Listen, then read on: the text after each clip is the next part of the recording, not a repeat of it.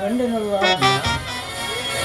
ದೇವ ಮಂದಿರದಲ್ಲಿ ಕಾಮಪ್ಪಿ ಸಾಚಿಗಳ ಕೂಟ. ಅಯ್ಯೋ ದೇವರೇ, ಯಾಕಪ್ಪ ನನ್ನ ದನಿಗೆ ಇಂತಹ ಕಷ್ಟ ತಂದು? ಈ ಕಲಿಕಾಲದಲ್ಲಿ ಯಾರನ್ನು ನಂಬಬೇಕು? ಮಿತ್ರರನ್ನು ಆಶ್ರಯ ಕೊಟ್ಟಿದ್ದಕ್ಕೆ ತಕ್ಕ ಪಾಠ ಕಲಿಸಿದ ಆ ನಯವಂಚಕ ಚಂದ್ರು ಅಲ್ಲ, ಈ ಮಹತಾಯಿಗಾದರೂ ತಿಳಿಯಬಾರದು. ಈಗ ಏನು ಮಾಡಿದೆ? ಈ ವಿಷಯವನ್ನು ನಮ್ಮ ದನಿಯವರಿಗೆ ಹೇಳಿ ಮೊದಲೇ ನಂಬಿ ಏಕೆ ಬೇಡ ಬೇಡ, ನನ್ನ ಮಗಳಂತಿರುವ ಆಶಾದೇವಿಯ ಬಾಳನ್ನು ನಾನೇ ನಿಂತು ಬಲಿಕೊಟ್ಟಂತಾಗಿತ್ತು. ಈ ವಿಷಯವನ್ನು ಗುಪ್ತವಾಗಿಟ್ಟು ಆಶಾಳಿಗೆ ತಿಳಿ ಹೇಳಿದೆ. ಹೌದು ಹೌದು, ಹಾಗೆ ಮಾಡಿದರೆ ಮಾತ್ರ ನಂದನವನದಂತಿರುವ ಈ ಮನೆ ನಂದನವನವಾಗಿ ಉಳಿಯುತ್ತೆ. ಇಲ್ಲವಾದರೆ ಮಸಳ ದೃಶ್ಯವಾಗಿ ಆಗುವುದರಲ್ಲಿ ಸಂದೇಹವೇ ಇಲ್ಲ. ಹೌದು ಹೌದು, ಈ ವಿಷಯವನ್ನು ಗುಪ್ತವಾಗಿರಬೇಕು. ನಮ್ಮ ದನಿಯ ಮರ್ಯಾದೆಯನ್ನು ಮಣ್ಣು ಪಾಲಾಗದಂತೆ ಕಾಪಾಡಲೇಬೇಕು. ಯಾರನ್ನು ನಂಬಲಿ ಈ ಜಗದಲ್ಲಿ? ಅನ್ಯಾಯ ತುಂಬಿರುವ ಈ ಕೊಳದಲ್ಲಿ ಮೋಸ ವಂಚನೆ ತುಂಬಿ ತುಳುಕಿದೆ. ಸತ್ಯದಲ್ಲಿ ಬೆಲೆಯಿದೆ. ನಮ್ಮವರು ಇಲ್ಲವಾಗಿದೆ. ನಮ್ಮವರು ಇಲ್ಲವಾಗಿದೆ. ಯಾರನ್ನು ನಂಬಲಿ ಈ ಜಗದಲ್ಲಿ?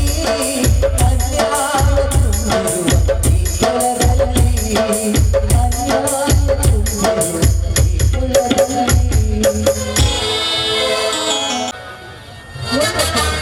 ಎಷ್ಟೊಂದು ಸುಂದರವಾಗಿದೆ ಈ ನಿಸರ್ಗದ ಒಡಲು, ಅಷ್ಟೇ ರಮ್ಯವಾಗಿದೆ ಈ ಪ್ರಕೃತಿ ಮಾತೆ ಮಡಿಲು. ಹೌದು ಆಶಾ, ಹಚ್ಚ ಹಸಿರು ಸೂಸುವ ಹೊಲ ಗದ್ದೆ, ಹಚ್ಚ ಹಸಿರಿನಿಗೆ ವನ್ಯ ರಾಶಿ, ಕಡುಗೆಂಪು ವರ್ಣದ ಹೂವುಗಳು, ಬಳಕುವ ಬಳ್ಳಿಗಳು, ತಲೆಯ ಮೇಲೆ ತೇಲಾಡುವ ಮೋಡಗಳು, ಮೋಡಗಳ ಸೆರಗಿನ ಮರೆಯಲ್ಲಿ ಹುಡುಗಾಟವಾಡುವ ಆ ದಿನಕರ. ಇವೆಲ್ಲವನ್ನು ನೋಡುತ್ತಿದ್ದರೆ ನನ್ನ ಮನಕೆರಳಿ ನರ್ತಿಸುತ್ತಿದೆ. ಶುಭ್ರ ನಿಶುಭ್ರವಾದ ನೀಲಾಕಾಶದಡಿಯಲ್ಲಿ ಬೀಸುವ ಬೆಚ್ಚನೆಗೆ ಹಿತಕರ ಗಾಳಿ ನಮ್ಮ ಚಿತ್ತ ಸೂರೆಗೊಳ್ಳುವ ಈ ವಾತಾವರಣವೇ, ಈ ರಮ್ಯ ವಾತಾವರಣವೇ ಈ ತಾಣ. ಅಂತೂ ರಸಿಕತೆಯ ಜೊತೆಗೆ ಸಾಹಿತ್ಯವು ಮರೆ ಮಾಡಿದೆ ಅನ್ನಿ ಚಂದ್ರು. ಈ ನನ್ನ ಹರೆಯದ ಭಾವನೆಗಳು ವರ್ಣರಂಜಿತ ಚಿಟ್ಟೆಗಳಾಗಿ ಆಕಾಶದಲ್ಲಿ ಹಾರಾಡುವಾಗ ಕೈ ಚಾಚಿ ಕರೆದಿರೋ ಈ ನಿಮ್ಮ ಹೃದಯ ಸಿರಿವಂತಿಕೆಗೆ ನನ್ನ 100 ಅಭಿನಂದನೆಗಳು. ಅಂತ ಮಾತೇಕೆ ಆಶಾ? ಮೊಟ್ಟ ಮೊದಲ ಹಚ್ಚ ಹರೆಯ ಕಂಡ ಹೊಚ್ಚ ಹೊಸ ತರುಣನಂತೆ, ಕುಡಿ ಮೀಸೆಗೆ ಒಡೆಯನಂತೆ, 1000 ಅಶ್ವಗಳ ಅಧಿಪತಿಯಂತೆ ನಿನ್ನನ್ನು ನೋಡಿ ನನ್ನನ್ನು ನಾನೇ ಮರೆತು ಹೋಗಿದ್ದೆ. ಉಲ್ಲಾಸಿತನಾಗಿದ್ದೆ, ಉನ್ಮಾನಮತ್ತನಾಗಿ ಉದ್ವೇಗಗೊಂಡಿದ್ದೆ. ಪ್ರೇಮಾಮೃತದ ಬಿಂದಿಗೆಯನ್ನೇ ಗಡಗಡನೆ ಕುಡಿದು ಬರಿದು ಮಾಡುವಷ್ಟು ಮತ್ತೇರಿದ್ದೆ ಗೊತ್ತೇ ಆಶಾರಾಣಿ? ಚಂದ್ರು, ಅದೊಂದು ಸುಂದರವಾದ ದಿನ, ಮನಸ್ಸಿಗೆ ಕಚಗುಳಿ ಇಟ್ಟು ಮುದಗೊಳಿಸುವ ದಿನ. ಆ ದಿನ ನೀವು ಸುಂದರ ಮನ್ಮಥನ ರೂಪವನ್ನ ತಾಳಿ ಈ ನನ್ನ ಕಣ್ಣಿಗೆ ಹಬ್ಬವನ್ನು ಉಂಟು ಮಾಡಿದೆ. ನಾನೆಷ್ಟೇ ಮನಸ್ಸೋಲಬಾರದು ಅಂತ ಪ್ರಯತ್ನ ಪಟ್ಟರು, ನನ್ನಿಂದ ಅದು ಅಸಾಧ್ಯವಾಯಿತು. ಆಕರ್ಷಣೆಗೆ ಅಂತಹದ್ದು ಆಶಾ. ಹೃದಯ ಹಂದರದಲ್ಲಿ ಒಲವಿನ ನವಿಲು ಗರಿಗದನೆ ನೆತ್ತಿಸಲು ಮತ್ತೇರಿಸುವ ಮದರೆಯಂತೆ ಪರಿಸರ ಕಣ್ಣುಗಳಲ್ಲಿ ತೂರಿ ದೇಹದ ಉದ್ದಗಲದ ನಾಡಿಗಳಲ್ಲಿ ಹರಿದಾಡಿದ ಅವ್ಯಕ್ತ ಆನಂದದ ಅವರ್ಣನೀಯ.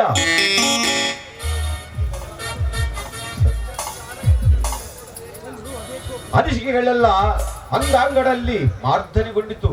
ನೂರ್ಧನಿಯಾಗಿ ನಿನ್ನುಸಿರಿನಿಂದ ಪಸರಿಸಿದ ಪ್ರೇಮದ ಹಸಿರಾದಂತೆ ನನ್ನ ರೋಮಾಂಚನವಾಯಿತು ಆಶಾ. ಚಂದ್ರು, ಅದೇಕೋ ಏನು ಪುಟ್ಟದಿದ್ದ ಹಸಿರು ವನರಾಶಿ ಕೋಗಿಲೆ ದನಿಗಾಗಿ ಕಾಯ್ದಂತೆ ಈ ನನ್ನ ಹಸಿವು ಕೂಡ ತೀಕ್ಷ್ಣಗೊಂಡಿತ್ತು. ಅಂತೆಯೇ ಮನದ ಗಿಳಿ ಮಾವಿಗಾಗಿ ಚಡಪಡಿಸಿತು, ಬರಿದ ಹೂವು ತುಂಬಿಗಾಗಿ ಪರಿತಪಿಸಿತು. ಮಾತು ಮೌನವಾಯಿತು, ಮೌನ ಪ್ರೇಮಿಗಳಿರುವರನ್ನು ಬಂಧಿಸಿತು. ಅಲ್ಲವೇ ಆಶಾ? ಹೋಗಲಿ ಬಿಡು, ಏನಾದರೂ ಹೊಸ ವಿಷಯ ಮಾತನಾಡು. ಒಬ್ಬರನ್ನೊಬ್ಬರು ಅರ್ಥ ಮಾಡಿಕೊಂಡ ಮೇಲೆ ಮಾತನಾಡುವುದಕ್ಕೆ ಅಲ್ಲಿ ಏನು ಉಳಿಯುವುದಿಲ್ಲ ಡಿಯರ್. ನೀನೆನ್ನುವುದೇನು ನಿಜ. ಭಾವ ಜೀವಗೊಂಡಾಗ ಭಾಷೆ ಶವಗೊಂಡು ಮಾತಿನ ಮೇಲೆ ಮಾತಿನ ಸಾಮ್ರಾಜ್ಯದ ಮೇಲೆ ಮೌನದ ಸಿಂಹಾಸನ. ಆ ಸಾಮ್ರಾಜ್ಯದಲ್ಲಿ ಮೌನದ್ದೇ ಶಾಸನ. ಆದರೂ ಆ ಸಿಂಹಾಸನದ ರಾಜರಾಣಿಯರು ನಾವು ತಾನೇ. ನಿಜ. ಆದ್ರೆ ಆ ಸಿಂಹಾಸನದ ಅಡಿಗಳನ್ನು ಭದ್ರಪಡಿಸಿಕೊಳ್ಳುವುದು ಈಗ ನಿಮ್ಮ ಮುಂದಿರುವ ಕಾರ್ಯ. ಆಶಾ, ನೀ ಗಟ್ಟಿ ಮನಸ್ಸು ಮಾಡಿ ದಿಟ್ಟತನ ತೋರಿದರೆ ಕ್ಷಣಾರ್ಧದಲ್ಲಿ ಸಿಂಹಾಸನವನ್ನೇಕೆ? ಅಂತಃಪುರವೇ ನಮ್ಮದು. ಕೊಟ್ಟ ಭಾಷೆ ಇಟ್ಟ ಮನಸ್ಸನ್ನ ಯಾವತ್ತೂ ಬದಲಿಸೋದಿಲ್ಲ ಈ ಆಶಾ. ಅದೇನಿದ್ರು ನೀವು ನಿಶ್ಚಿಂತೆಯಿಂದ ಮುಂದಿನ ಕಾರ್ಯಕ್ಕೆ ಅಣಿಯಾಗಿರಿ. ಅನಿಶ್ಚಿತತೆಯ ಆತಂಕಗೊಂಡು ನಿರಾತಂಕದ ನೆಮ್ಮದಿ ಮೂಡಿತು. ಸುತ್ತಮುತ್ತಲಿನ ಜಗವೆಲ್ಲ ವರ್ಣಮಯವಾಗಿ ಸುವರ್ಣಾಭಿಷೇಕದಿಂದ ತೊಯ್ದು ಒದ್ದೆಯಾದಂತೆ, ಸೂಸಿ ನಿಂತಂತೆ, ಸಿರಿಯ ಹೊನ್ನ ಕಿರೀಟ ಹೊತ್ತಂತೆ ಕಣ್ಮುಂದೆ ಕಂಗೊಳಿಸುವ ಮೈಮನಗಳೆರಡು ಪುಲಕಿತಗೊಂಡವು ನಿನ್ನನ್ನು ನೋಡಿ ಡಿಯರ್, ಜೀವನವಿಡೀ ಬಾಲ್ಯದಿಂದಲೂ ಗೋಳಿಯಲ್ಲಿ ಸಾಗಿದ ಈ ನನ್ನ ಜೀವನದ ಮೇಲೆ ಆ ವಿಧಿ ಮತ್ತೆ ತನ್ನ ವಕ್ರದೃಷ್ಟಿಯನ್ನು ಬೀರಿ ನನ್ನನ್ನು ತ್ರಿಕೋನದಲ್ಲಿ ತಂದು ನಿಲ್ಲಿಸಿತ್ತು. ಆದ್ರೆ ನೀವು ದೇವರಂತೆ ಬಂದು ನನಗೆ ನೆರವಾದ್ರಿ. ಜೀವನವಡಿ ಕಷ್ಟಗಳನ್ನೇ ಉಂಡು ಕಣ್ಣೀರನ್ನೇ ಕುಡಿದು ಬೆಂದ ಬೆಂಕಿಯ ಬೂದಿಯ ಮೇಲೆ ನಿಮ್ಮಂತ ಸಹೃದಯಗಳಿಗೆ ಸುಮಾರ್ಗ ತೋರುವುದೇ ನನ್ನ ಧ್ಯೇಯ. ನೋಡಿ ಡಿಯರ್, ಒಂದು ವೇಳೆ ಈ ಸಮಯದಲ್ಲಿ ನೀರೇನಾದರೂ ಬರೆದು ಹೋಗಿದ್ರೆ ನೀರಿನಲ್ಲಿ ಬಿದ್ದ ಸುಣ್ಣದ ಕಲ್ಲಿನಂತೆ, ನೀರಿನಿಂದ ಆಚೆ ಬಿದ್ದ ಮೀನಿನಂತೆ ಚಡಪಡಿಸುತ್ತಿದ್ದೆ ನಾನು. ಎಲ್ಲದಕ್ಕೂ ದೇವರಿದ್ದಾನೆ. ಡೋಂಟ್ ವೆರಿ ಆಶಾ. ಸುಂದರ ಮಧುರ ಕನಸುಗಳ ಜೇನ ಹನಿಯಾಗಿ, ಜಿನಗಿ ಹೊಳೆಯಾಗಿ, ಸಾಗರವಾಗಿ ಬೋರ್ಗರೆದು, ಮಾಧುರ್ಯದ ಮತ್ಸ್ಯಕನ್ನಿಕೆಯಾಗಿ, ಹಸಿರು ಮುಕ್ಕಳಿಸುವ ಮರದಡಿ ಮಖಮಲ್ಲು ನಾಚಿಸುವಂತೆ ಮೃದು ಹುಲ್ಲಿನ ಮೇಲೊರಗಿ ಪ್ರಿಯತಮೆಯಾದ ನೀನು ನನ್ನನ್ನು ಬರೀ ಹಗಲುಗನಸೆಂದು ಭಾವಿಸಿದ್ದೆ. ಆದ್ದರಿಂದ ಈ ಕನಸು ನನಸಾಯಿತು ನಿನ್ನ ಸಿರಿಯವನದ ಬಳಿಯಲ್ಲಿ. ನಿಜ ಚಂದ್ರ, ಶುಭ್ರವಾದ ಸರೋವರದ ಮೇಲೆ ಹುಣ್ಣಿಮೆ ಬೆಳಕನ್ನ ಕಾಣೋದಕ್ಕೆ ಕನಸನ್ನ ಕಂಡು ಆ ಸರೋವರದ ಆಳದಲ್ಲಿ ನಾನೇ ಎಲ್ಲಿ ಮುಳುಗಿ ಹೋಗ್ತೀನಿ ಅಂತ ಭಾಸವಾಗಿತ್ತು. ಆದ್ರೆ ಆ ಸಮಯದಲ್ಲಿ ನೀವು ಬಂದು ನನಗೆ ದೇವರಂತೆ ನೆರವಾದ್ರಿ. ಛೇ, ಅಂತ ಮಾತೇಕೆ ಆಶಾ? ಎದ್ದಿಗೂ ಹಾಳಾಗಲು ಬಿಡುವುದಿಲ್ಲ ಈ ಚಂದ್ರಕಾಂತ. ಸರೋವರದ ಮೇಲೆ ನಗು ನಗುತ್ತಾ ಕುಣಿಯುತ್ತಿರಬೇಕು. ಈ ಗುಲಾಬಿಯನ್ನು ಅರಳಿಸಿ ನಗಿಸುವುದು, ನಗಿಸಿ ಅಳಿಸುವುದು ಎರಡು ನಿಮ್ಮನೆ ಕೂಡಿದೆ. ಬೇಸಿಗೆ ಸುಡಿ ಬಿಸಿಲಿಗೆ ಬಾಡದಂತೆ, ಬೋರೆಂದು ಸುರಿಯುವ ಮಳೆಗೆ ನಲಿಗೆ ನಡುಗದಂತೆ ನನ್ನ ನೆರಳಿನಾಶ್ರಯದಲ್ಲಿ ನಿನ್ನ ಕೈ ಹಿಡಿದು ನಡೆಸುವೆ. ಆಯ್ತೇ? ನೀವ್ ಹೇಳೋದೇನು ಸರಿ, ಆದ್ರೆ ನಾನೀಗ ಗಂಡನಿದ್ದ ಗರತಿ. ಅದೆಷ್ಟು ದಿನ ಅಂತ ಕದ್ದು ಕಾಮದಾಟ ಮಾಡೋದಕ್ಕೆ ಸಾಧ್ಯ ಹೇಳಿ? ನೋಡು ಆಶಾ, ನೀನು ಸ್ವಲ್ಪ ಮನಸ್ಸು ಕಲ್ಲು ಮಾಡಿದರೆ ನಮಗಾವ ಕಷ್ಟಗಳು ಸಂಭವಿಸಲಾರವು. ಅದೇನಿದ್ರು ಹೇಳಿ. ಸುಖ ಪಡಬೇಕು, ಸ್ವೇಚ್ಛೆಯಲ್ಲಿ ಇರಬೇಕು ಅನ್ನೋ ಆಸೆ ಮನದಲ್ಲಿ ಅಂಕುರಿಸಿದಾಗ ನಾನು ಎಲ್ಲದಕ್ಕೂ ಸಿದ್ಧವಾಗಲೇಬೇಕಲ್ಲ. ನೋಡು ಆಶಾ, ಜೀವನ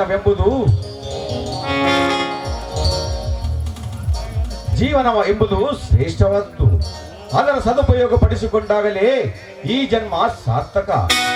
ಅಂದಾಗ ನಮ್ಮ ಸ್ವಂತ ಸುಖಕ್ಕಾಗಿ ಮಾಡಿಕೊಂಡ ಗಂಡನೆನ್ನುವ ಕಕ್ಕುಲದೆ ಗುಡಿಗೆ ಕೊಡಲಿಯ ಪೆಟ್ಟನ್ನಿಟ್ಟು ಗಟ್ಟಿ ಮಾಡಿಕೊಳ್ಳಬೇಕು ನಮ್ಮ ಪ್ರೇಮ ಸಾಮ್ರಾಜ್ಯವನ್ನ. ಅಂದರೆ ನಾನೀಗ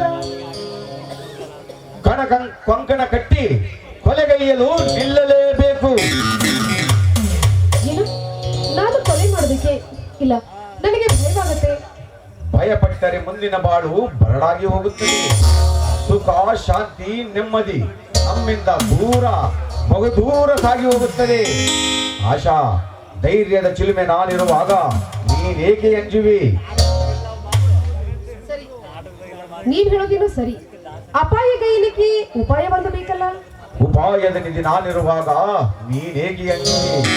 ನಿನ್ನ ಪತಿ ದಯಾನಂದ ಮನೆಗೆ ಬರುವಷ್ಟರೊಳಗಾಗಿ ಪ್ಲಾನ್ ಹಾಕಿ ಪ್ಲಾನ್ ಪೇಪರ್ ನಿನ್ನ ಕೈಗೆ ಕೊಡುವೆ. ಆಯ್ತೇ? ನೀವು ಹಾಕಿದ ಪ್ಲಾನಿನಂತೆ ಮುಂದುವರಿಯೋಣ ನೋಡವೇ. ಹೊರಡುವ ಮುನ್ನ ಮೈ ನೆವಳಿಸುವ ಈ ಮತ್ಸ್ಯ ಕನ್ನಿಕೆಯ ಗಾನಕಂಠದಿಂದ ಹೊರಸೂಸಲಿ ಒಂದು ಪ್ರಣಯ ಗೀತೆ.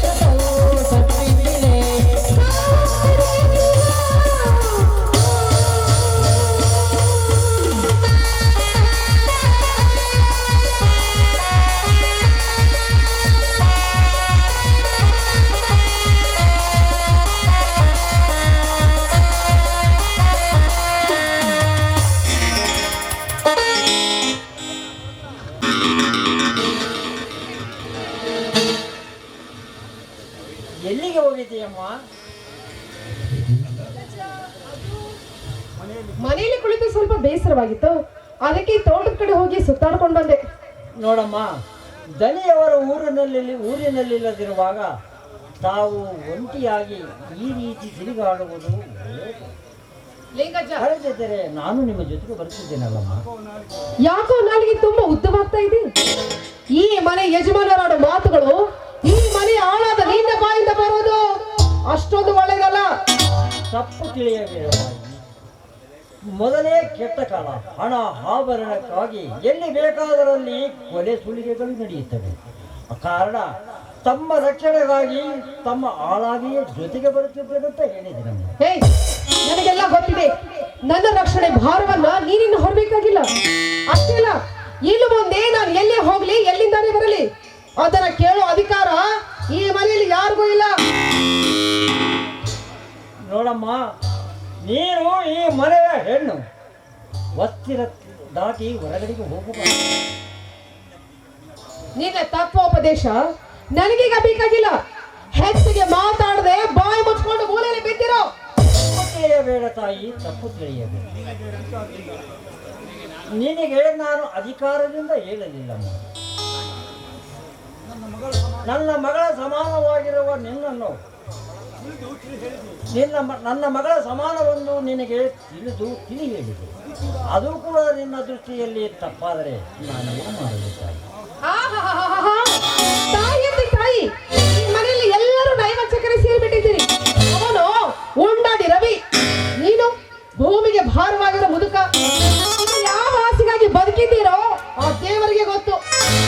ಎಂತ ಮಾತನಾಡಿವಿಯಮ್ಮ. ಧರ್ಮ ರತ್ನಾಕರನೆಂದು ಬಿರುದಾಂಕಿತ ಪಡೆದ ಜಮೀನ್ದಾರರ ಮನೆಯ ಸೊಸೆಯ ಬಾಯಿಂದ ಇಂಥ ಕ್ಷುಲ್ಲಕ ಮಾತುಗಳು ಬರಬಾರದಮ್ಮ, ಬರಬಾರದು. ನಾನು ಕ್ಷುಲ್ಲಕಳೆ? ನಾನು ಎತ್ತಿ ಹಾಕಿದ ಅನ್ನವನ್ನ ತಿಂದು ಬೀಳಬೇಕಾಗಿರೋ ನಾಯಿ ನನಗೆ ಬಾಯಿ ಬಂದಂತೆ ಅತ್ತಿಗೆ ಪಿತೃ ಸಮಾನರಾದ ಲಿಂಗಜ್ಜನ ಕೆನ್ನೆಗೆ ಹೊಡೆಯುವಷ್ಟು ಮುಂದುವರೆದಿರ. ಅವರು ಮಾಡಿದ ತಪ್ಪಾದರೂ ಏನು? ಅದನ್ನು ಕೇಳೋದಕ್ಕೆ ನೀವ್ಯಾರೋ? ನಾನು ಯಾರು? ನಿನ್ನ ಬಾಳಿನ ಹಿಂದಿನ ಪುಟಗಳನ್ನು ಒಂದೊಂದನ್ನೇ ತೆಗೆದು ನೋಡು, ಆಗ ನಿನಗೆ ಗೊತ್ತಾಗುತ್ತದೆ ನಾನು ಯಾರು ಎಂಬುದು. ಹಿಂದಿನ ಪುಟದ ಪುರಾಣ ನನಗೀಗ ಬೇಕಾಗಿಲ್ಲ. ಎಷ್ಟೇ ಆದ್ರೂ ಅದೆಲ್ಲ ತಿರುಕಲ ಕನಸು. ಹೌದತ್ತಿಗೆ, ನಿಜ ನಿಮ್ಮ ಮಾತು. ಈಗ ನೀವು ಶಿವನ ಶಿರದಲ್ಲಿರೋ ನಾಗರ. ಅಂದ್ರೆ ಪರಶಿವನ ಶಿರದಲ್ಲಿರೋ ನಾಗರ ಗರುಡನಿಗೆ ಅಪಹಾಸ್ಯ ಮಾಡಿ ಕೇಳುತ್ತಿತ್ತಂತೆ, ಗರುಡ ಚೆನ್ನಾಗಿದ್ದೀಯಾ ಅಂತ. ಆಗ ಗರುಡನಿಗೆ ಧರ್ಮ ಸಂಕಟ, ಏನು ಮಾಡಲಿಕ್ಕಾಗುತ್ತೆ? ನಾಗ ನಮ್ಮೆಲ್ಲರ ರಕ್ಷಕನಾದ ಪರಶಿವನ ಕೊರಳನ್ನು ಅಲಂಕರಿಸಿಕೊಂಡು ನೆಲದ ಮೇಲೆ ಕುಳಿತ ನನ್ನ ಯೋಗಕ್ಷೇಮ ಕೇಳ್ತೀಯ? ಆ ಸ್ಥಾನ ಬಿಟ್ಟು ಕೆಳಗೆ ಬಂದು ನೋಡು, ಆಗ ನಿನಗೆ ಗೊತ್ತಾಗುತ್ತೆ ಅಂತ ಗರುಡ ಹೇಳುತ್ತಿತ್ತಂತೆ. ಅದೇ ತರನಾಗಿ ನೀನು ಈಗ ನಮ್ಮ ಅನ್ನದಾತನ ಅರ್ಧಾಂಗಿಯ ಸ್ಥಾನದಲ್ಲಿದ್ದೀಯ. ನೀನು ಏನು ಹೇಳಿದರೂ ನಾವು ಸುಮ್ಮನೆ ಕೇಳಬೇಕಾಗುತ್ತದೆ ಅಂತ ಗೊತ್ತಾತಿಗೆ? ಕರೆಕ್ಟ್. ನಿಮ್ಮ ಅನ್ನದಾತ ಈ ಮನೆಯಲ್ಲಿ ಇಲ್ಲದೆ ಇರುವಾಗ ಇಲ್ಲಿ ನಿಮಗೇನು ಕೆಲಸ? ಹೋಗಿಲಿಂದ ಐ ಸೆಡ್ ಗೆಟ್ ಔಟ್. ನಿಜ ನಿಮ್ಮ ಮಾತು. ನಮ್ಮ ಅನ್ನದಾತ ಬರೋವರೆಗೂ ಈ ಮನದ ಅಂಗಳದಲ್ಲಿ ಕಾಲಿಡುವುದಿಲ್ಲ. ಆದರೆ ಒಂದು ಮಾತು, ಈ ಸ್ಥಾನ ನಿಮಗೆ ಶಾಶ್ವತ ಅಂತ ತಿಳಿದುಕೊಳ್ಳಬೇಡಿ ಅತ್ತಿಗೆ. ಅಲ್ಲಲ್ಲ ಆಶಾ ರಾಣಿಯವರೇ, ಬರ್ತೀವಿ. ನಡಲಿಂಗಜ್ಜ, ಅಣ್ಣ ಬರೋವರೆಗೂ ನಾವು ಫ್ಯಾಕ್ಟರಿಯಲ್ಲಿಯೇ ಇರೋಣ.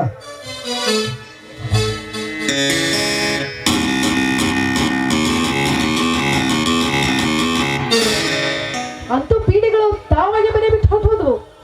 ಯಾರಿದ್ದೀರಾ ಮನೆಯಲ್ಲಿ? ಓಹೋ, ಬನ್ನಿ. ನಿಮ್ಮ ಸ್ವಾಗತ ಬಯಸುವ ನನ್ನೊಬ್ಬಳನ್ನ ಬಿಟ್ರೆ ಬೇರೆ ಯಾರು ಇಲ್ಲ ಈ ಮನೆಯಲ್ಲಿ. ಸ್ವಾಗತ ಸುಸ್ವಾಗತ ಸುಕುಮಾರ ಚಂದ್ರಕಾಂತನಿಗೆ. ಅಂತೂ ಈ ಚಂದ್ರನ ಆಗಮನಕ್ಕಾಗಿ ಕಾತುರಳಾದಂತೆ ಕಾಣುತ್ತಿದೆಯಲ್ಲ. ಹೌದು, ಮತ್ತೆ ಚಂದ್ರನಿಲ್ಲದೆ ಚಕೋರಿ ಬಾಳೋದಕ್ಕೆ ಹೇಗೆ ಸಾಧ್ಯ? ಒಂದ್ ನಿಮಿಷ ರೀ, ನಾನು ನಿಮಗೋಸ್ಕರ ಕಾಫಿ ತೆಗೆದುಕೊಂಡು ಬರ್ತೀನಿ. ಬೇಡ ಆಶಾ, ನಿನ್ನ ಸಾಮೀಪ್ಯ ಹೊಂದಲು ನಿನ್ನ ಮನೆ ಬರುವಾಗ ನಾನು ಸ್ವಲ್ಪ ಡ್ರಿಂಕ್ಸ್ ತೆಗೆದುಕೊಂಡೆ. ಅದರ ಮೇಲೆ ಹಾರ್ಲಿಕ್ಸ್ ಕುಡಿದರೆ 500 rupees ಲಾಸ್. ಹಗಲು ಹೊತ್ತಿನಲ್ಲಿ ಈ ರೀತಿ ವಯಸ್ಸು ತೆಗೆದುಕೊಳ್ಳೋದು ಅಷ್ಟೊಂದು ಒಳ್ಳೆಯದಲ್ಲ. ತೆಗೆದುಕೊಳ್ಳದಿದ್ದರೆ ಧೈರ್ಯ ಬರಬೇಕಲ್ಲ. ಅಂತೂ ತಾವು ಪುಕ್ಕರು ಎಂದಂತಾಯ್ತಲ್ಲ. ಮನೆಯಲ್ಲಿನ ಕಾವಲುಗಾರನ ಕಣ್ಣು ತಪ್ಪಿಸಿ ಆಸೆ ತೀರಿಸಿಕೊಳ್ಳಬೇಕಲ್ಲ. ಅದಕ್ಕೆ ಧೈರ್ಯವೇ ಪ್ರಾಮುಖ್ಯ. ಅಂದ ಹಾಗೆ ನಿನ್ನ ಮೈದುನ ರವಿ, ಆ ಮುದಿಗೂಬೆ ಲಿಂಗಜ್ಜ ಎಲ್ಲಿ ಹೋದರು? ಈಗ ತಾನೇ ಬಲ್ಲಂತಿ ಬಿರುನುಡಿ ಆಡಿ ಕೆನ್ನೆಗೆರಡು ಬಾರಿಸಿ ಮತ್ತೆ ಈ ಮನೆಗೆ ಕಾಲಿಡದಂತೆ ಹೊರಗಿಟ್ಟು ಬಿಟ್ಟೆ. ಅಂದರೆ ನಿನ್ನ ಪತಿ ಬರೆಯುವವರೆಗೂ ಈ ಸಿರಿಮಾಲಿನ ರಾಜರಾಣಿಯರು ನಾವು ಕುಣಿದು ಕುಪ್ಪಳಿಸುವ, ಹಾಡಿ ನಲಿಯುವ, ಅಪ್ಪಿ ಹೊದ್ದಾಡುವ.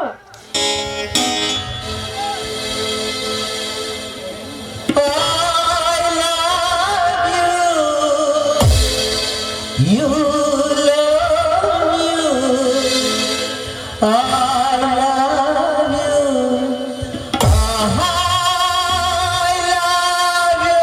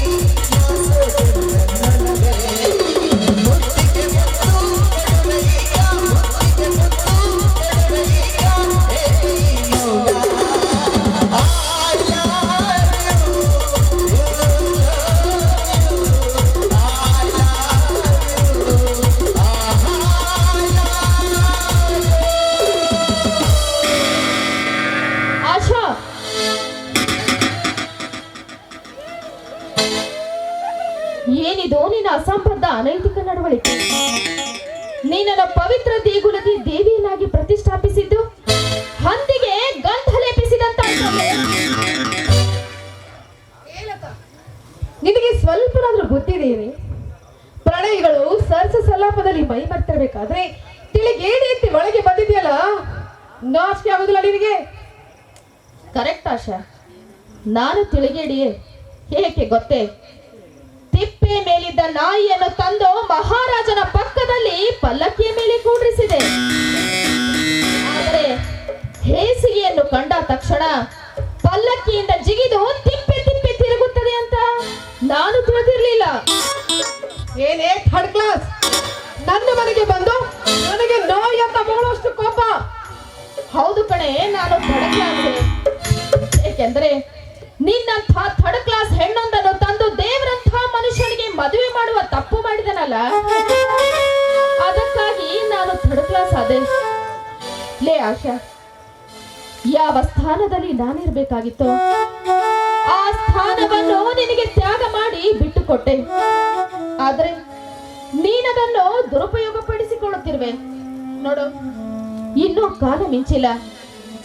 ಇನ್ನಾದರೂ ಈ ನೀಚನಿಂದ ದೂರಾಗಿ ದೇವ ಮಾನವನಾದ ದಯಾನಂದನ ಜೊತೆ ಸುಖವಾಗಿ ಜೀವನ ಸಾಗಿಸು.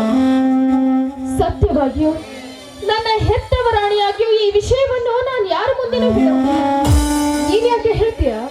ಹೇಳಿದರೆ ನಿನ್ನ ಹೊರಣ ಹೊರಗಡೆ ಬೀಳುತ್ತದೆಯಲ್ಲ. ನಾನು ಹುಚ್ಚಿ ಕಡೆ. ಯಾಕೆ?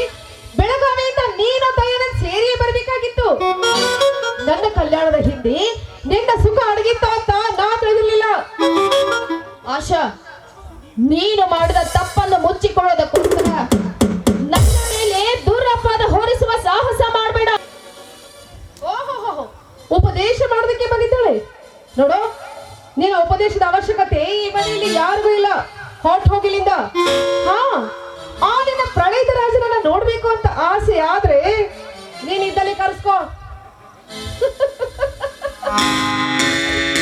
ನನ್ನ ಪ್ರಣಯದ ರಾಜ ಕಂಡ ಬಡವನೇ ಸರಸ ಸಲ್ಲಾಪವಾಡಲು ನಾನೇನೋ ನಿನ್ನಂತೆ ಹಾದಿ ಬಿಟ್ಟ ಹೆಣ್ಣಲ್ಲ. ಹೇಗೆ ಹಾದಿ ಬಿಟ್ಟ ಹೆಣ್ಣಾಗ್ತೀಯ?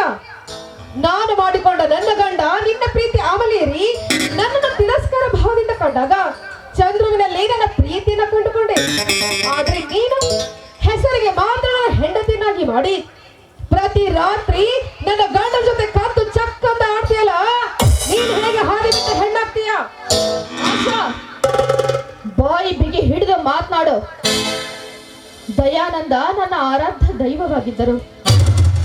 ನಾವಿಬ್ಬರು ಪವಿತ್ರ ಪ್ರೇಮಿಗಳೇ ಆಗಿದ್ದೆವು. ಆದ್ರೆ ಗುರುವಾಜ್ಞೆಯನ್ನು ಪಾಲಿಸಬೇಕು ಎನ್ನುವ ಒಂದೇ ಒಂದು ಹುಚ್ಚುತನಕ್ಕೆ ಬಲಿಯಾಗಿ ನನ್ನ ಕಾಲ್ ಮೇಲೆ ನಾನೇ ಕಲ್ಲು ಹಾಕಿಕೊಂಡು ಕಾಗೆಯೊಂದನ್ನು ತಂದು ಮಾಮರದ ಮೇಲೆ ಕೂಡಿಸಿದೆ. ಕಾಗೆಯನ್ನ ಮಾಮರದ ಮೇಲೆ ಕೂಡಿಸಿದ ಮಾತ್ರಕ್ಕೆ ಕಾಗೆ ಎಂದಾದ್ರೂ ಕೋಗಿಲೆಯಾದೀತೆ? ಹೌದೇ? ನಾನು ಕಾಗೆ, ನೀನು ಅರಗಿಳಿ ಅಂತೆ. ನನ್ನ ಬಾಳ ಬರದಲ್ಲಿ ಬಿಟ್ಟಿರೋ ಹಣ್ಣನ ಕೊಕ್ಕಿ ತಿಂದು ನನ್ನ ಬಾಳೆಗೆ ಸೆಪ್ಪೆ ಮಾತ್ರ ಉಳಿಸಿರುವೆ. ಆಶಾ, ಮಿತಿ ಮೀರಿ ಮಾತನಾಡುತ್ತಿರುವೆ. ಆದರೂ ನಾನು ಏಕೆ ಸಹಿಸಿಕೊಳ್ಳುತ್ತಿರುವೆ ಗೊತ್ತೇ? ಹೆಣ್ಣಾದ ನನ್ನಿಂದ ಇನ್ನೊಂದು ಹೆಣ್ಣಿನ ಬಾಳು ಹಾಳಾಗಬಾರದೆಂದು ನಾನೇ ನೀರೆರೆದು ಬೆಳೆಸಿದ ಮರವನ್ನು ಕಡಿದು ಹಾಕಬಾರದೆಂದು ನೀನಾಡಿದ ಮಾತನ್ನು ಸಹಿಸಿಕೊಳ್ಳುತ್ತೇನೆ. ಪಾಪ ಉಪಕಾರಗಳು ಮಾಡಿದ್ದಾಳು ಬಂದಿದ್ದಾಳೆ ಅಲ್ಲವೇ? ಲತೆಯಂತ ಬಳಪುವ ಲತಾದೇವಿ.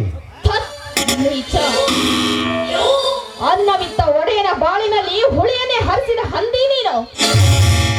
ನಿನಗೂ ಮನುಷ್ಯನೆನ್ನಬೇಕೇನೋ ಗೋಮುಖ ವ್ಯಾಪಾರ. ಉಂಡ ಮನೆಗೆರಡು ಬಗೆದು ಭಂಡತನದಿ ತಲೆ ಎತ್ತಿ ಮೆರೆಯುವ ನಿನ್ನಂಥ ಪುಂಡ ಪೋಖರಿಗಳಿಗೆ ಪುರಸ್ಕಾರ ನೀಡುತ್ತದೆಯಲ್ಲ ಈ ಸಮಾಜ. ಈ ಸಮಾಜಕ್ಕೆ ಧಿಕ್ಕಾರ. ಸಮಾಜ ಸಮಾಜ ಇದರ ಅರ್ಥವೇ ವಿಚಿತ್ರವಾಗಿದೆ. ಸಮಾಜ ಎಂದರೆ ನಾವೇ ಸ್ವಯಂ ಶಕ್ತಿಯಿಂದ ಸೃಷ್ಟಿ ಮಾಡಿಕೊಂಡದ್ದು. ಹಣ ಹೊಂದಿದ್ದರೆ ಈ ಸಮಾಜದಲ್ಲಿ ಸ್ವ ಎಂಬುದು ಸತ್ತು ಹೋಗಿ ಮಜಾ ಎಂಬುದು ಉಳಿದು ಬಿಡುತ್ತದೆ. ಹಣ್ಣಿದ್ದವರ ಆದರ ಮುಚ್ಚಿತು, ಹೊನ್ನಿದ್ದವರ ತೊನ್ನು ಮುಚ್ಚಿತು. ಗಾದೆ ಎಂದಾದರೂ ಕೇಳಿರುವೆಯೋ ಇಲ್ಲೋ? ಸಾಕು ಬಾಯಿ ಮುಚ್ಚು. ನಿನ್ನ ವೇದಾಂತ ಕೇಳಲು ನಾನು ಇಲ್ಲಿಗೆ ಬಂದಿಲ್ಲ. ಮತ್ತೆ ನನ್ನ ಸುಖ ಬಯಸಿ ಬಂದಿರುವೆಯಾ? ಮಾತನಾಡಿದರೆ ಪಾದ ರಕ್ಷೆಯಿಂದ ಪೂಜೆ ಮಾಡುವೆ. ಕಂಡ ಹೆಂಗಳಿಯರ ಸುಖ ಬಯಸಿ ಹೋದರೆ ನಿನ್ನ ರಕ್ತದ ಕಾಲುವೆನೇ ಹರಿಸಿ ಬಿಟ್ಟಾರೋ. ಇನ್ನು ಮುಂದಾದ್ರೂ ಒಬ್ಬ ಒಳ್ಳೆ ಮನುಷ್ಯನಾಗಿ ಬಾಳುವುದನ್ನು ಕಲ್ಪಿಸು. ಹಾಗಾದರೆ ನಾನೀಗ ಮನುಷ್ಯನಲ್ಲವೇ, ಪಶು ಎಂದು ತಿಳಿದಿರುವೆಯಾ? ಪಶು? ಅದು ನಿನಗಿಂತ 1000 ಪಾಲು ಮೇಲು. ಅವರ ಬಗ್ಗೆ ಇನ್ನೊಂದು ಅಕ್ಷರ ಮಾತಾಡಿದ್ದೆ ಆದ್ರೆ ನಾನು ಸುಮ್ಮನೆ ಇರೋದಿಲ್ಲ. ಹೊರಟೋಗಿ ನನ್ನ ಮನೆಯಿಂದ, ಹೊರಟೋಗಲಿಲ್ಲ. ಹೋಗುತ್ತೇನೆ ಆಶಾ. ಹೋಗೋದಕ್ಕಿಂತ ಮುಂಚೆ ನಿನಗೊಂದು ಹಿತನುಡಿಯನ್ನ ಹೇಳಿ ಹೋಗುತ್ತೇನೆ. ಹೆಣ್ಣು ಜಗದ ಕಣ್ಣು. ಹೆಣ್ಣು ತನ್ನ ಜೀವನವನ್ನ ಗಂಧದಂತೆ ತೆಗೆದು ಗಂಡನ ಮನೆಯ ಕೀರ್ತಿಯನ್ನು ತರುವ ಸಚ್ಚಾರಿತ್ರ್ಯವಂತಳಾಗಬೇಕು. ಕಲ್ಲನ್ನು ಕಡಿದು ರತ್ನವನ್ನಾಗಿ ಮಾಡುವ ಶಕ್ತಿ ಹೆಣ್ಣಿಗಿದೆ. ಕತ್ತಲನ್ನ ಕಳೆದು ದಿವ್ಯ ಜ್ಯೋತಿ ಬೆಳಗಿ ವಿಶ್ವಕ್ಕೆ ಶಾಂತಿ ನೀಡುವ ಮಹಾನ್ ಶಕ್ತಿ ಹೆಣ್ಣಿಗಿದೆ. ನೋಡು, ದಯವಿಟ್ಟು ನಿನಗೆ ಕೈ ಮುಗಿದು ಬೇಡಿಕೊಳ್ಳುತ್ತೇನೆ. ಇನ್ನಾದರೂ ಈ ನೀಚನಿಂದ ದೂರಾಗಿ ಹೊಸ ಬಾಳು ಸಾಗಿಸಲು ಸಿದ್ಧಳಾಗೋ. ಎಂದಿದ್ದರೆ ಈ ನೀಚನಿಂದ ನಿನಗೆ ಕೇಡು ತಪ್ಪಿದ್ದಲ್ಲ. ಏನೇ ನನ್ನ ಮನೆಗೆ ಬಂದು ನನಗೆ ಹಾದರಿ ಅಂತ ಹೊಗಳುವೆ. ಒಂದು ಕ್ಷಣ ಕೂಡ ನನ್ನ ಮನೆ ನಿಲ್ಬೇಡ. ಹೊರಟೋಗಿಲಿಂದ.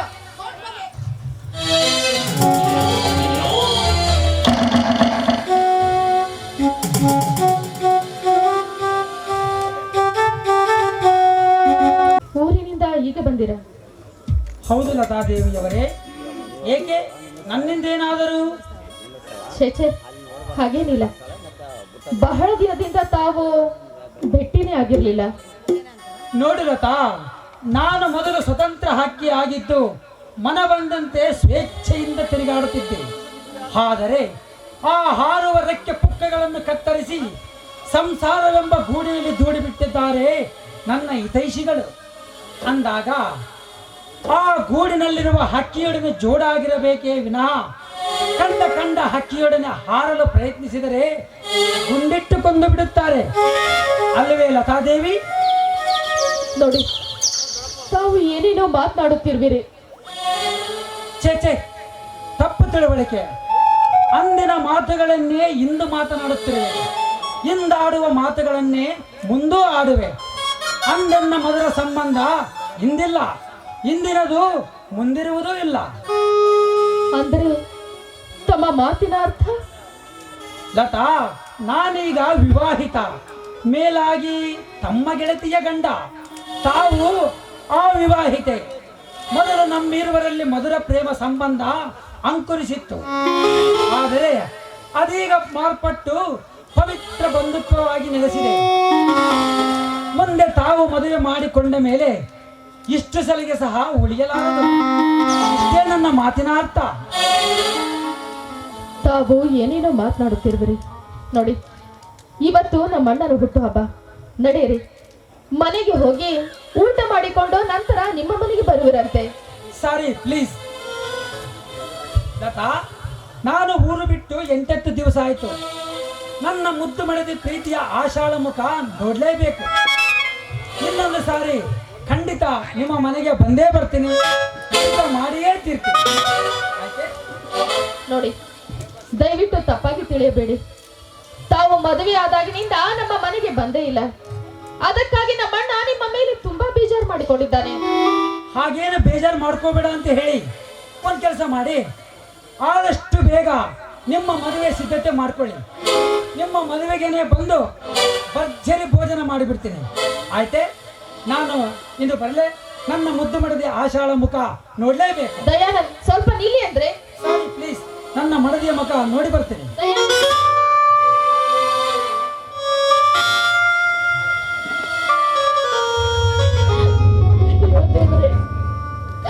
ಅಪಾರವಾದ ಪ್ರೀತಿಯನ್ನೇ ಇಟ್ಟುಕೊಂಡಿದ್ದಾನೆ ಆಷಾಢ ಮೇಲೆ.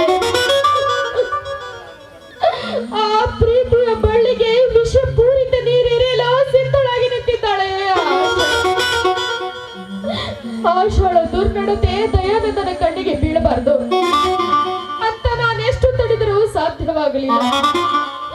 ದೇವ್ರೆ, ಆ ಪಾಪಿಗಳ ಪ್ರಣಯದಾಟ ದಯಾನಂದನ ಪುಣ್ಯದ ಕಣ್ಣುಗಳಿಗೆ ಬೀಳದಂತೆ ನೀನೇ ಕಾಪಾಡು ತಂದೆ, ನೀನೇ ಕಾಪಾಡು. ಕಾಣದ ಕಡಲಿಗೆ ನಾನು ಸ್ವಲ್ಪ ಹೊರಗೆ ಬರಲೇ? ನೋಡಿ, ನೀವ್ ಹೊರಗಡೆ ಹೋದ್ರೆ ಈ ಮನೆಯಲ್ಲಿ ನಾನೊಬ್ಳೆ ಟೈಮ್ ಪಾಸ್ ಮಾಡೋದಾದ್ರೂ ಹೇಗೆ? ಎಲ್ಲಿ ಹೋಗೋದ್ ಬೇಡ, ಬೇಗ ಬಂದ್ಬಿಡ್ತೀನಿ. ಅಂತ ಕೆಲಸ ಏನಿದೆ ಈಗ? ಏನೂ ಇಲ್ಲ, ಸ್ವಲ್ಪ ಡ್ರಿಂಕ್ಸ್ ತೆಗೆದುಕೊಂಡು ಬರ್ತೇನೆ. ಏನ್ರಿ ನೀವು ಈ ರೀತಿ ಮೇಲಿಂದ ಮೇಲೆ ಡ್ರಿಂಕ್ಸ್ ತೆಗೆದುಕೊಂಡ್ರೆ ನಿಮ್ಮ ಆರೋಗ್ಯದ ಗತಿ ಏನಾಗ್ಬೇಕು? ಅದಲ್ಲದೆ ಆ ಮಧುರೈ ಮತ್ತಿಗಿಂತ ಹೆಚ್ಚು ಮತ್ತೇರಿಸೋ ಮನದಿಂದೆ ನಾನಿರ್ಬೇಕಾದ್ರೆ ನಿಶ್ಚಯ ಸವಾಸ. ಹಾಗ ನೀನೆನ್ನುವುದೇನೋ ನಿಜ. ಕಲಿತ ಚಟ ಒಮ್ಮೆಲೆ ಬಿಡಬೇಕಾದರೆ ಸ್ವಲ್ಪ ತೊಂದರೆ. ಅಂದ ಅಲ್ಲದೆ ಸರಸ ಸಲ್ಲಾಪಕ್ಕೆ ಮುಂಚೆ ಸ್ವಲ್ಪ ಮಧುಪಾನ ಮಾಡಿದರೆ ಆ ಸುಖಾನೇ ಬೇರೆಯಂತೆ. ಉಮರ್ ಖಾಯಾಮ್ ಹೇಳಿದ್ದಾನೆ, ಕುಡಿಕೆ 7 ಮಧುವಿರಲು, ಮೇಲೊಂದು ರೊಟ್ಟಿಗಿರಲು, ಸಂಗಾತಿ ಬಳಿಯಿರಲು, ಕಾಡಾದರೇನು ಅದೇ ಸ್ವರ್ಗ ಎಂದು. ಸಾಕು, ಮಾತೆತ್ತಿದ್ರಿ ಸಾಕು, ಸಾಹಿತ್ಯದ ಸರಮಾಲೆನೇ ಹೆಣೆಯುತ್ತೀರಿ. ಸರಿ, ಬೇಗ ಬಂದ್ಬಿಡಿ. ಅರ್ಧ ಗಂಟೆಯಲ್ಲೇ ಈ ನಿನ್ನ ಪ್ರಿಯಕರ ನಿಂತೋಳ್ತೆಕ್ಕೆಯಲ್ಲಿ. ಸರಿ, ಸ್ವಲ್ಪ ಬನ್ನಿ ಹೀಗೆ. ಯಾಕೆ? ಹೋಗೋದಕ್ಕಿಂತ ಮುಂಚೆ ಈ ನಿಮ್ಮ ಪ್ರೇಯಸಿಗೆ ಪ್ರೀತಿಯ ಕಾಣಿಕೆ ಏನಾದ್ರೂ ಕೊಟ್ಟು ಹೋಗ್ಬಾರ್ರಿ.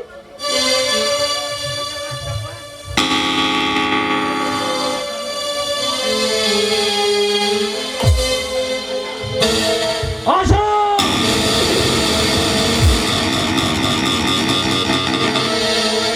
ನೀವು ನಿಂತ ಸ್ಥಳದಿಂದ ಒಂದು ಹೆಜ್ಜೆ ಕದಲಿದರೆ ನಿಮ್ಮ ಪ್ರಾಣ ಪಕ್ಷಿ ಹಾರುವುದರಲ್ಲಿ ಸಂದೇಹವೇ ಇಲ್ಲ.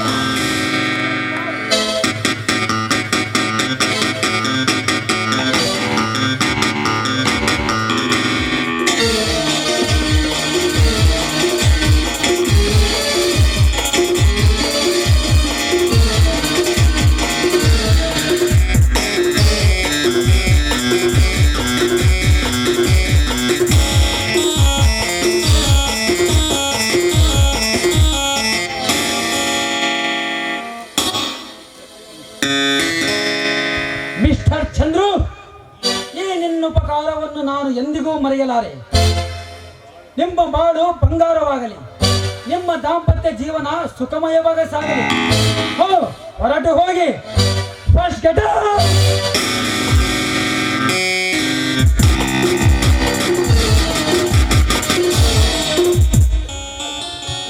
ಲತಾ, ಲತಾ,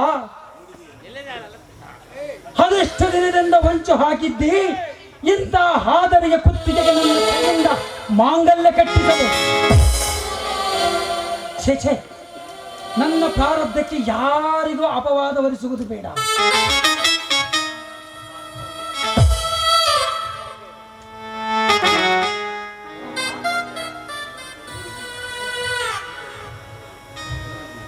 ಅಮ್ಮ, ನೋಡಿದೆ ಏನಮ್ಮ ಈ ನಿನ್ನ ಮಗನ ದುರಂತ ಜೀವನವನ್ನು.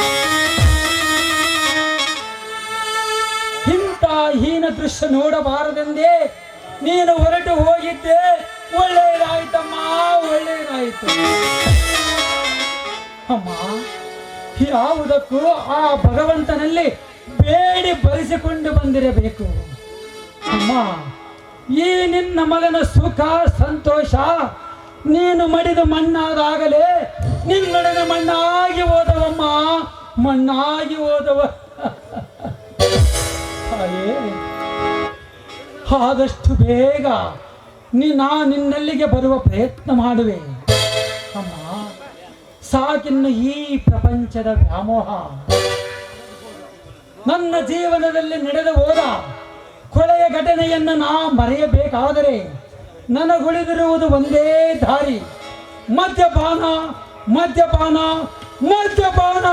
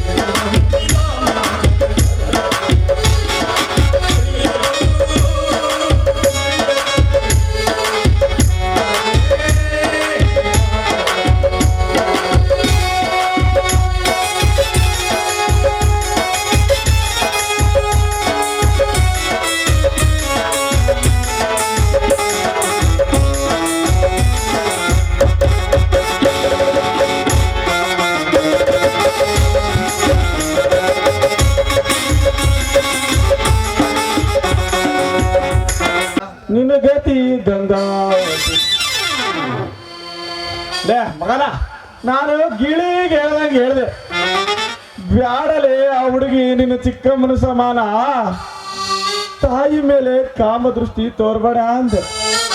ಕೇಳಪ್ಪ ಮಗನ, ಈಗ ಹೋಗ ವೈಕ್ಯ ಅಂತ ಹೋಗ.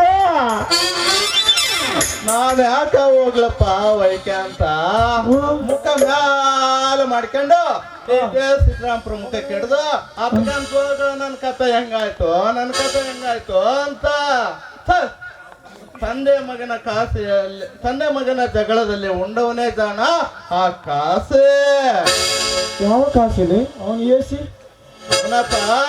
ತಂದೆ ಸ್ವಂತತ್ತು ತರ್ಕೊಂಡ್ ಕುಂತಾನಲ್ಲ ಅಳಕಂಡ ಬುಟ್ಟಿಗ್ಲು ಕಟ್ಟಪ್ಪನ ಮಂತಾಗ ಅವನೇ ಕಾಸೆ.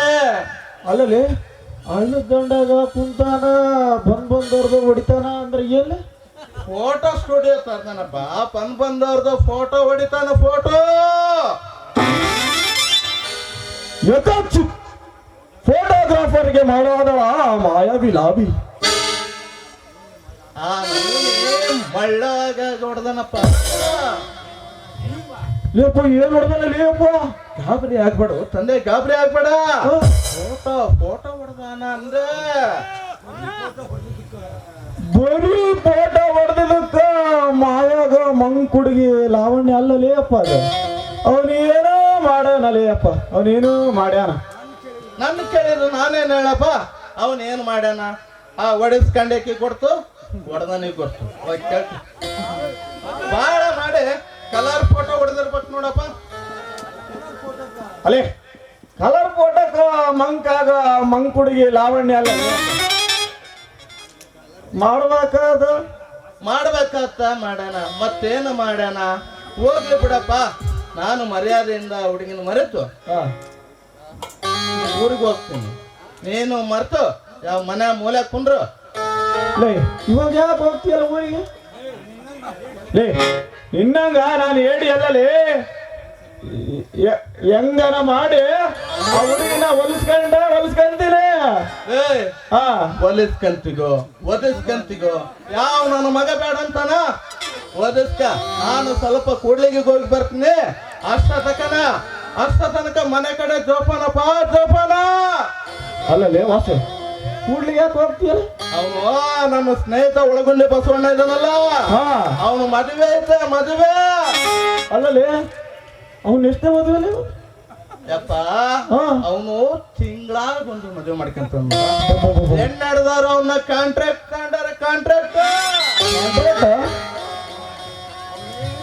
ಅಲ್ಲಲ್ಲಿ ಅವನೇ ಪುಣ್ಯಾತ್ಮಲಿ ಅಪ್ಪ. ಮತ್ತ ನಾನು ಪಾಪಾತ್ಮ. ನಿನ್ನ ಮಗಳ ಸಮಾನಾಳಾದ ಲಾವಣ್ಯಳ ಕೈ ಹಿಡಿದು ಕುಣಿದಾಡಿದ ನೀನು ಪಾಪಾತ್ಮ. ನಿನ್ನಂತ ನೇಚರ್ಗೆ ಅತಿ ಶರವೇಗದಲ್ಲಿ ಕ್ಯಾನ್ಸರ್ ಪ್ರಾಪ್ತವಾಗಲಿ. ಮನ್ಯಾಗ ಭಜನೆ ಮಾಡ್ಕೊಂಡ್ ಕುಂದ್ರಪ್ಪ, ಮನೆ ಹೌದಲ್ಲ ಅಪ್ಪ, ಹೌದು. ಎಲ್ಲಾರು ಸೇರಿ ಭಜನೆ ಮಾಡಾಕ ಹಚ್ಚಿದ್ರಿ ಕೂಡಿ. ಆ ಹುಡುಗಿ ನೆಲೆನ ಸಿಗದಂಗ ಆಯ್ತು. ಹೆಂಗಾರ ಮಾಡಿ ಆ ಫೋಟೋಗ್ರಾಫರ್ ನಾವು ಊರು ಬಿಡಿಸಿದಾಕ ಬೇಕು. 10,000 ಹೋಗಲಿ, 20,000 ಹೋಗಲಿ, 50,000 ಹೋಗಲಿ, ಲಾಸ್ಟ್ 1,00,000 ಹೋಗಲಿ, ನಂದೆಲ್ಲ ಹೋಗಲಿ. ಹೆಂಗಾರ ಮಾಡಿ ಆ AC ಕಾಸಿನ ಊರು ಬಿಡಿಸಾಕ ಬೇಕು.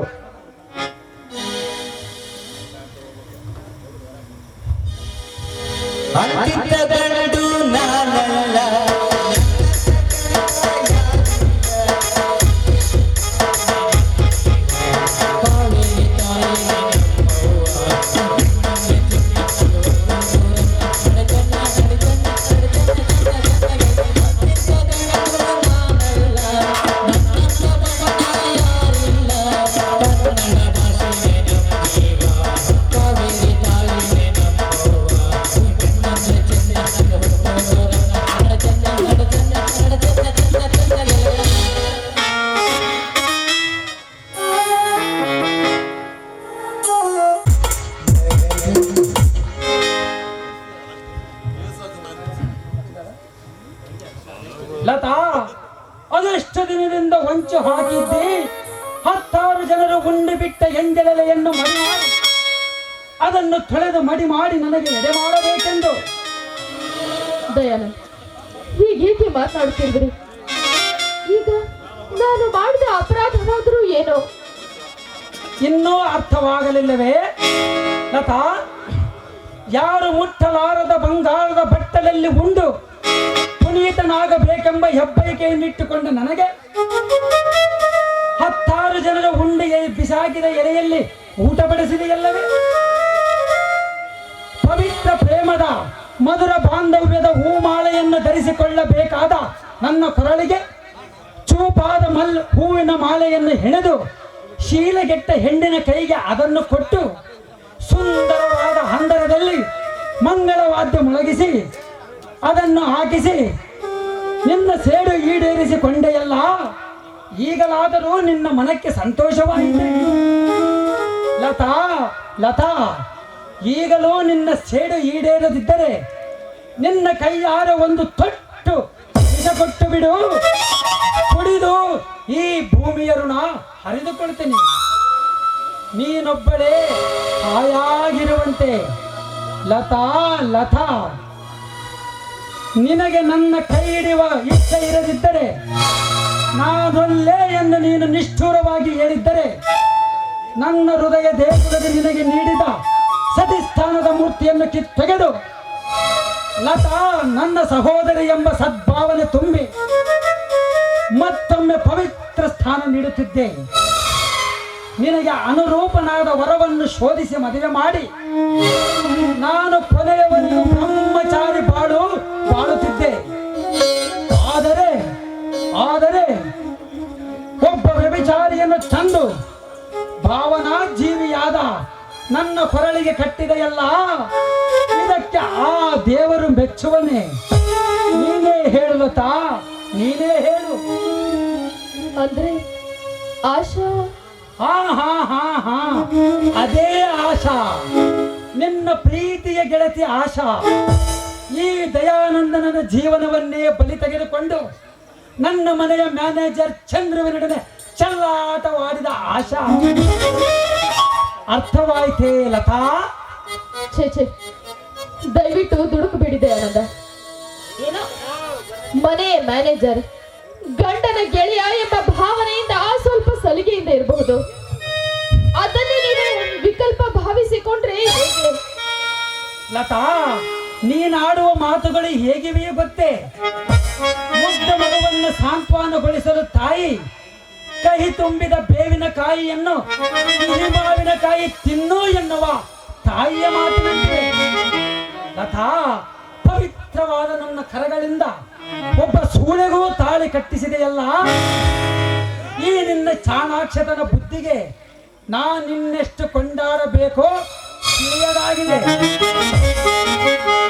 ನೋಡಿ, ಪ್ರತ್ಯಕ್ಷ ಕಾಣದೆ ಒಬ್ಬರ ಮೇಲೆ ಅಪವಾದ ಹೊರಿಸುವುದು ತಪ್ಪು. ನೀವೇನಾದ್ರೂ ಅದನ್ನ ನಿಮ್ಮ ಕಣ್ಣಾರೆ ಕಂಡಿದ್ದೀರಾ? ಲತಾ, ಚೆನ್ನಾಗಿದೆ ನಿನ್ನ ಪ್ರಶ್ನೆ. ನನಗಿಂತಲೂ ಮೊದಲು ಅವರ ಪ್ರಣಯದಾಟವನ್ನು ಪ್ರತ್ಯಕ್ಷವಾಗಿ ಕಂಡವಳು ನೀನು. ಅಂದಾಗ ನನ್ನನ್ನೇ ಕೇಳುವೆ ಎಂದರೆ ಇದಕ್ಕೆ ನಾನೇನು ಹೇಳಲಿ? ನಾನು ಕಣ್ಣಾರೆ ಕಂಡಿರುವೆನು ಎಂದು, ಎಲ್ಲಿ, ಯಾವಾಗ ಎಂದು ಕೇಳುವೆಯ? ಲತಾ, ಅಂದು ನಾನು ಬೆಳಗಾವಿಯಿಂದ ಬಂದ ದಿನ ದಾರಿಯಲ್ಲಿ ನೀನು ನನಗೆ ಭೇಟಿಯಾಗಿ ಆತುರದಿ ಮನೆಗೆ ಹೊರಟ ನನ್ನನ್ನು ನಿಮ್ಮ ಮನೆಗೆ ಕರೆದೆಯಲ್ಲ, ಅಂದು ನೀನು ನನ್ನ ಮನೆಯಲ್ಲಿ ಅವರಿಬ್ಬರ ಪ್ರಣಯದಾಟವನ್ನು ಪ್ರತ್ಯಕ್ಷವಾಗಿ ಕಂಡೆಯೋ ಇಲ್ಲವೋ? ನನ್ನ ಮೇಲೆ ಆಣೆ ಮಾಡಿ ಹೇಳು. ಹೌದು ದಯಾನಂದ್, ನೀವು ಹೇಳುವ ಮಾತು ಸತ್ಯವಿದೆ. ಆ ಹೀನ ದೃಶ್ಯ ನಿಮ್ಮ ಕಣ್ಣಿಗೆ ಬೀಳಬಾರ್ದು, ಆ ಶಾಳ ಬಾಳು ಹಾಳಾಗಬಾರ್ದು ಅಂತ ಕೊನೆಗೂ ಅದು ಸಾಧ್ಯವಾಗ್ಲಿಲ್ಲ. ದಯವಿಟ್ಟು ನನ್ನನ್ನು ಕ್ಷಮಿಸಿ ಬಿಡಿ ದಯಾನಂದ್, ನನ್ನನ್ನು ಕ್ಷಮಿಸಿ. ನಿನ್ನನ್ನು ಕ್ಷಮಿಸಲು ನಾನ್ಯಾರು? ಒಟ್ಟಾರೆ ನಾನೊಬ್ಬ ನಿರ್ಭಾಗ್ಯ ತೀರಿತು. ಈಗ ಆಶಾ ಯಾರ ಜೊತೆಯಲ್ಲಿ ಎಲ್ಲಿರಬೇಕೋ ಅಲ್ಲಿದ್ದಾಳೆ. ಅಂದ್ರೆ ಲತಾ, ಹಾದರ ಕಳುವು ಮುಚ್ಚಿಡುವುದು ಸಾಧ್ಯವಿಲ್ಲ. ಕಳ್ಳತನದ ಕಾಮಿಗಳನ್ನು ಕಂಡಾರೆ ಕಂಡೆ ನಾನು. ಅವರ ಪಾಲಿಗೆ ಕಾಳ ಸರ್ಪವಾಗದೆ ಕರುಣೆಯ ಸಾಗರವಾಗಿ 50,000 ಚೆಕ್ಕನ್ನು ಕೈಗಿತ್ತು ಕಳುಹಿಸಿಬಿಟ್ಟೆ ಕೈ ಹಿಡಿಸಿ. ನಿಮ್ಮ ದಾಂಪತ್ಯದ ಜೀವನ ಸುಖಮಯವಾಗಿ ಸಾಗಲಿ ಎಂದು ಹಾರೈಸಿ. ನೀವೆಂತ ಹತ್ಯೆಯಾಗಿ ದಯಾನಂದ್, ನೀವೆಂತ ಹತ್ಯೆಯಾಗಿ. ಹೌದು ಲತಾ, ನನಗೆ ನನ್ನ ತಾಯಿ ಕಲಿಸಿದ ಪಾಠವೆಂದರೆ ದಯೆ, ದಾಕ್ಷಿಣ್ಯ, ತ್ಯಾಗ ಇವು ಅಂದಾಗ ಸಿಟ್ಟಿನಲ್ಲಿ ಸುಟ್ಟು ಹಾಕುವ ದುರ್ಬುದ್ಧಿ ಬಂದೀತೆ ಈ ದಯಾನಂದನಿಗೆ. ನೋಡಿ, ಅವಳು ಇಂತಹ ನೀಚ ಪ್ರವೃತ್ತಿಗಳಿರುತ್ತಾಳೆ ಅಂತ ಕನಸಿನಲ್ಲಿಯೂ ಕೂಡ ಭಾವನೆ ಏನೋ ಪಾವನವಾಗಿರುತ್ತದೆ. ಆದರೆ ಪಾಪದ ಕೆಲಸಕ್ಕೆ ಕೈ ಹಾಕುವ ಮುನ್ನ ಸ್ವಲ್ಪ ಯೋಚಿಸಿ ಮುಂದಡಿಯಿಡಬೇಕಾಗಿತ್ತು. ಅಂದ್ರೆ ನಾನು ಉದ್ದೇಶ ಪೂರ್ವಕವಾಗಿ ಈ ಕಾರ್ಯ ಮಾಡಿ ನಿಮ್ಮ ಕಾಲ ಮೇಲೆ ಕಾಲು ಹಾಕಿದ್ದೀನಿ ಅಂತ ನೀವು ತಿಳಿದುಕೊಂಡಿದ್ದೀರಾ? ಛೆ, ಛೆ. ನನ್ನ ಪ್ರಾರಬ್ಧಕ್ಕೆ ಇನ್ನೊಬ್ಬರಿಗೆ ಅಪವಾದ ಬರಿಸುವುದು ಬೇಡ. ಒಟ್ಟಾರೆ ನಾನೊಬ್ಬ ದೈವಹೀನ ತೀರಿತು. ಹಾಗಾದ್ರೆ ಇನ್ನು ಮುಂದೆ ತಮ್ಮ ಜೀವನ ಸಂಗಾತಿ ಸುರಾದೇವಿ ನನ್ನ ಬಾಳಿನಲ್ಲಿ ನಡೆದು ಹೋದ ಕಹಿ ಘಟನೆಗಳನ್ನು ಮರೆತು ಈ ಭೂಮಿಯ ಮೇಲೆ ಕೆಲ ಕಾಲವಾದರೂ ನಾನು ಸುಖವಾಗಿ ಬದುಕಬೇಕೆಂದರೆ ನನಗುಳಿದಿರುವುದು ಅದೊಂದೇ ಮಾರ್ಗ. ಬೇಡಿ ದಯಾನಂದ್, ಬೇಡಿ. ದೇವ ಮಾನವರಾದ ತಾವು ಸುರಾದೇವಿಗೆ ಮೊರೆ ಹೋಗಿ ಕೆಲಸವನ್ನು ಮಾಡಬೇಡಿ, ಕೆಲಸವನ್ನು ಮಾಡಬೇಡಿ. ಲತಾ, ಕುಡಿದ ಉನ್ಮತ್ತನಾಗಿ ಮಾತನಾಡಿದರೆ ಪ್ರಾಣಹರಣ ಮಾಡಿದರೆ ದಾನವನಾಗುತ್ತಾನೆ. ಪರ ಹೆಂಗೆಳೆಯರ ಮಾನಹರಣ ಮಾಡಿದರೂ ದಾನವನಾಗುತ್ತಾನೆ. ಮನನೋಯುವಂತೆ ಮಾತನಾಡಿದರೆ ಮಂದಮತಿಯಾಗುತ್ತಾನೆ. ಕುಡಿದು ಬೀದಿಯಲ್ಲಿ ಬಿದ್ದರೆ 3rd ಕ್ಲಾಸ್ ಕುಡುಕನಾಗುತ್ತಾನೆ. ನಾನಂತ ಕುಡುಕನಾಗುವುದಿಲ್ಲ. ಕುಡುಕರಲ್ಲಿ 3 ವಿಧದ ಕುಡುಕರು ಉಂಟು. ಚಟಕ್ಕಾಗಿ ಕುಡಿಯುವರು, ಚಿಂತೆಗಾಗಿ ಕುಡಿಯುವರು, ಧೈರ್ಯಕ್ಕಾಗಿ ಕುಡಿಯುವರು. ತಾವು ಚಿಂತೆಗಾಗಿ ಮನದ ಮೇಲಾದ ಆಘಾತ ಮರೆಯುವುದಕ್ಕೆ. ಲತಾ, ನಿನ್ನೊಡನೆ ಮಾತನಾಡುವಷ್ಟು ಸಮಯ ಸಂಯಮ ನನ್ನಲ್ಲಿಲ್ಲ. ಸಾರಿ, ದಯಾನಂದ್, ಸ್ವಲ್ಪ ನಿಲ್ಲಿ ದಯಾನಂದ್. ಮತ್ತೊಂದು ಸಿಕ್ಕಾಗ ಮಾತಾಡ್ತೀನಿ. ಅಯ್ಯೋ ದೇವ್ರೆ, ನನ್ನ ಗೆಳತಿಯ ಬಾಳನ್ನು ಬಂಗಾರ ಮಾಡಲು ಹೋಗಿ ದೇವರಂತಹ ದಯಾನಂದನ ಬಾಳನ್ನು ನಾನು ಅಂಗಾರ ಮಾಡಿಬಿಟ್ಟೆ. ಈ ಪಾಪ ನನಗೆ ತಟ್ಟದೇ ಇರದು. ತಂದೆ ಮಂಜುನಾಥ, ದಯಾನಂದನಿಗೆ ಒಳ್ಳೆಯ ಬುದ್ಧಿಯನ್ನು ದಯಪಾಲಿಸು ತಂದೆ, ಒಳ್ಳೆಯ ಬುದ್ಧಿಯನ್ನು ದಯಪಾಲಿಸು.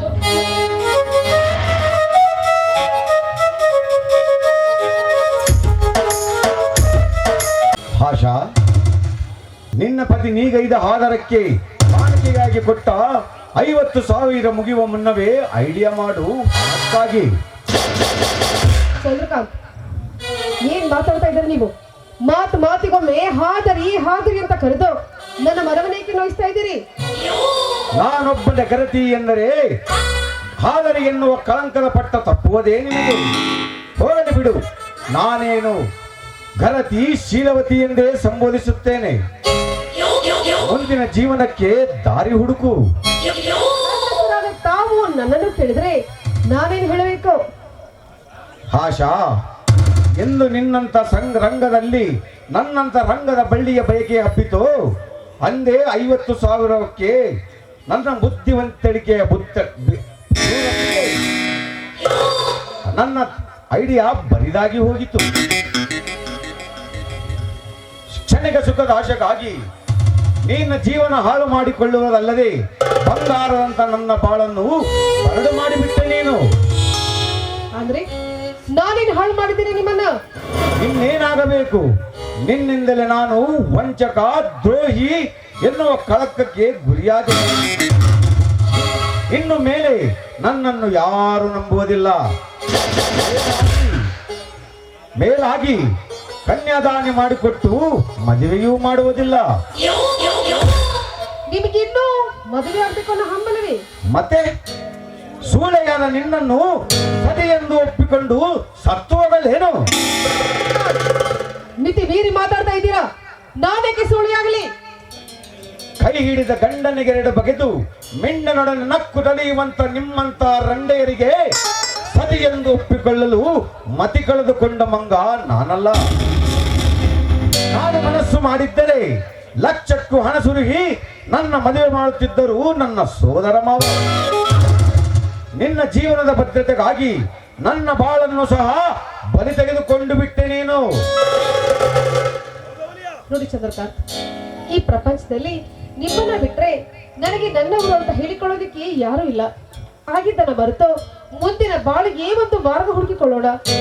ಆಶಾ, ನಿನಗೆ ಮೋಸ ಮಾಡಲೆಂದೇ ನಿನ್ನ ನಡುನೀರಿನಲ್ಲಿ ಕೈ ಬಿಡಬೇಕೆಂದು ನನ್ನ ಕೀಳು ಭಾವನೆ ನನ್ನದಲ್ಲ.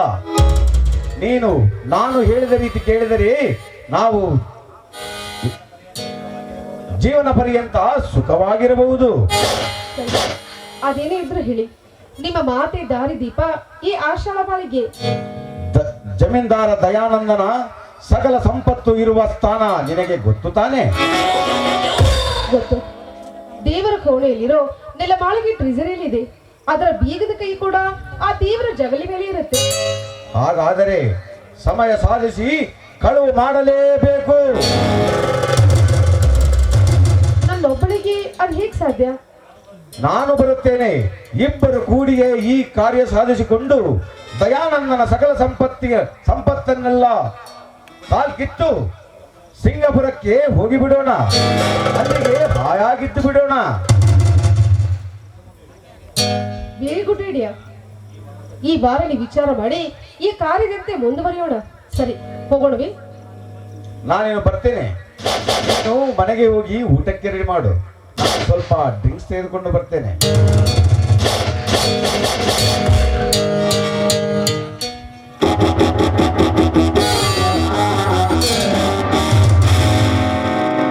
ಲೇ ನಯವಂಚಕಿ, ದೇವರಂತ ದಯಾನಂದನಿಗೆ ಎರಡು ಬಗೆದು ನನ್ನ ಮಾತಿಗೆ ಬೆಲೆ ಕೊಟ್ಟ ನೀನು ಮತ್ತೊಬ್ಬನ ಮಾತಿಗೆ ಬೆಲೆ ಕೊಟ್ಟು ನನ್ನ ಕುತ್ತಿಗೆ ಕೊಯ್ಯಲು ಹೇಸಲಾರದ ಹೆಣ್ಣು. ದಯಾನಂದನ ಸಕಲ ಸಂಪತ್ತೆನ್ನೆಲ್ಲ ನನ್ನ ಕೈವಶವಾದ ಮರಗಳಿಗೆ ಇಲ್ಲಿಯೇ ನೀನು ಕಾಲನರಮನೆ ಸೇರಲೇಬೇಕು. ಅಂದಾಗ ಮಾತ್ರ ಈ ಚಂದ್ರಕಾಂತನ ಕಪಟ ನಾಟಕಕ್ಕೆ ಕಳೆ ಕಟ್ಟುವುದು.